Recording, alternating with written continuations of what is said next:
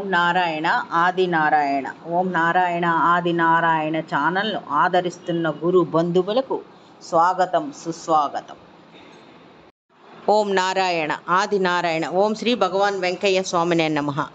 ఆశ్రిత జనరక్షకుడు, దీనజన బాంధవుడు శ్రీ భగవాన్ వెంకయ్య స్వామి వారి పాద పద్మములకు నా ప్రణామములు. సమస్త సగుణ రూప నిర్గుణ రూప గురుదేవుల పాద పద్మములకు నా నమస్సుమాంజలి.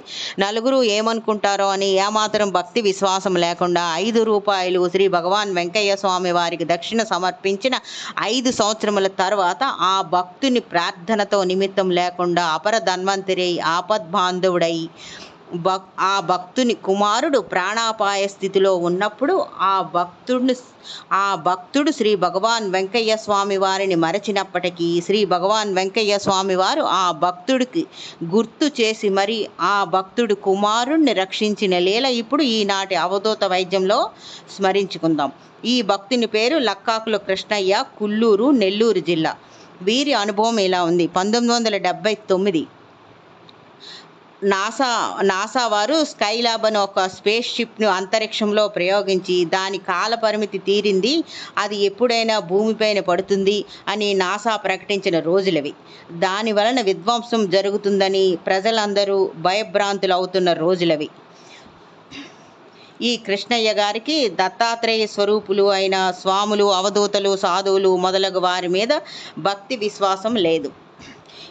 ఈ స్వాములు, అవధూతలు మామూలు మానవులే అని, అంతా మందులు డాక్టర్ల వల్లనే అవుతుందని ఆ విధమైన నమ్మకంతో వీరు ఉండేవారు. కానీ వారికున్న దివ్య శక్తుల వల్ల తమని ఆశ్రయించిన భక్తుల కష్టాలు, ఆపదలు, అనారోగ్యం మొదలగునవి సంకల్ప మాత్రము చేత పోగొట్టగలరని, ధర్మబద్ధమైన కోరికలన్నీ వారి అనుగ్రహంతో నెరవేరుతాయని తెలియనితనంతో ఉన్న రోజులవి.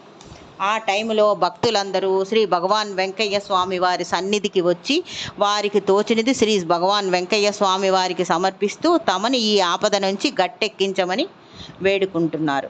కానీ ఈ కృష్ణయ్య గారికి శ్రీ భగవాన్ వెంకయ్య స్వామి వారి మీద ఏమాత్రం భక్తి విశ్వాసము లేవు. ఇదంతా వారి వల్ల ఏమవుతుందిలే అనే భ్రమలో ఉన్నారు. అందరూ దక్షిణ సమర్పిస్తూ ఉంటే తాను సమర్పించకపోతే బాగుండదని 5 రూపాయలు శ్రీ భగవాన్ వెంకయ్య స్వామి వారికి దక్షిణ సమర్పించారు. శ్రీ భగవాన్ వెంకయ్య స్వామి వారు అందరికీ ఇలా అభయం ఇచ్చారు. అది ఎక్కడో సముద్రంలో పడుతుంది, ఎవరికి ఏమీ హాని జరగదు అని అభయం ఇచ్చారు. అదేవిధంగా అది హిందూ మహాసముద్రంలో పడింది. ఆ ప్రహసనం ముగిసింది. ఆ తర్వాత 5 సంవత్సరములకు ఈ కృష్ణయ్య గారి అబ్బాయి 10th క్లాస్ చదువుతున్నాడు. ఆ అబ్బాయి ఒకరోజు స్పృహ కోల్పోయాడు. డాక్టర్ దగ్గరకు తీసుకొని వెళ్ళారు. వారి గ్రామంలో వీరు పనిచేసే హాస్పిటల్ మరియు నెల్లూరులో ఉన్న హాస్పిటల్, చెన్నైలో ఉన్న ఎపోలో హాస్పిటల్ అన్నిట్లో చూపించారు. 10 రోజులైనా ఆ అబ్బాయికి స్పృహ రాలేదు. బ్రెయిన్ సర్జరీ చెయ్యాలి, 50,000 రూపాయలు ఖర్చు అవుతాయి అని చెప్పారు. అప్పుడు శ్రీ భగవాన్ వెంకయ్య స్వామి వారు వీరికి స్వప్న దర్శనమిచ్చి పిల్లవాడిని ఇంటికి తీసుకొని వెళ్ళమని చెప్పారు. కృష్ణయ్య గారు శ్రీ స్వామి వారిని గుర్తుపట్టలేదు. మరుసటి రోజు తిరిగి శ్రీ భగవాన్ వెంకయ్య స్వామి వారు వారికి స్వప్న దర్శనం ఇచ్చి అప్పటి 5 రూపాయల దక్షిణ సమర్పించిన దృశ్యము గోచరింపచేశారు.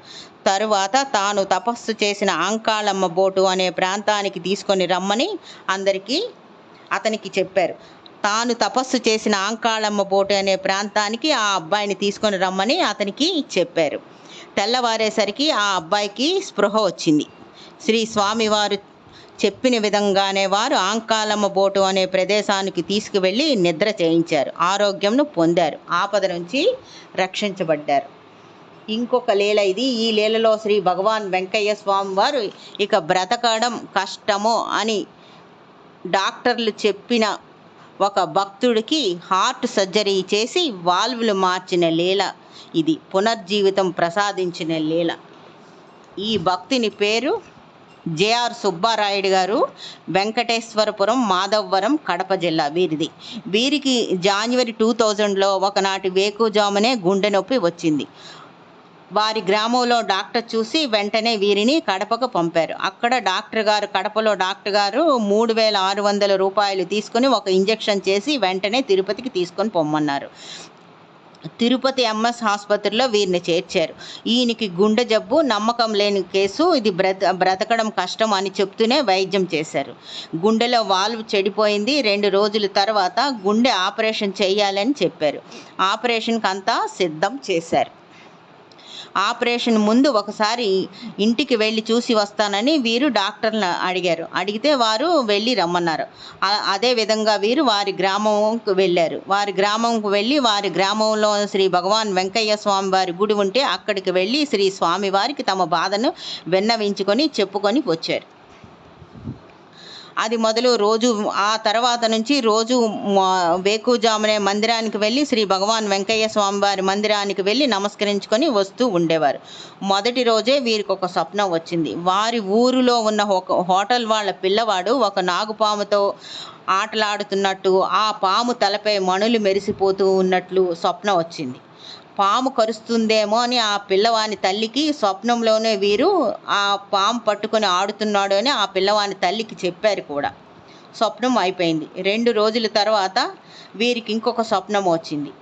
అది ఆ స్వప్నంలో భగవాన్ వెంకయ్య స్వామి వారు వీరి గుండె వాల్వ్ తీసి కొత్త వాల్వ్లు అమర్చినట్టు స్వప్న దర్శనమైంది. అది మొదలు వీరికి గుండె నొప్పి రాలేదు, ఆపరేషను జరగలేదు. ప్రాణాపాయ పరిస్థితి నుంచి బయటపడ్డారు. ఇక బ్రతకడం కష్టము అనుకున్న వారికి శ్రీ భగవాన్ వెంకయ్య స్వామి వారు వారి స్వప్నాల ద్వారా వీరికి ఆరోగ్యాన్ని ప్రసాదించి కాపాడారు. పునర్జీవితాన్ని ఇచ్చారు. సంజీవని అయి వీరికి మరో జీవితాన్ని ఇచ్చారు. ఓం నారాయణ. ఆది నారాయణ.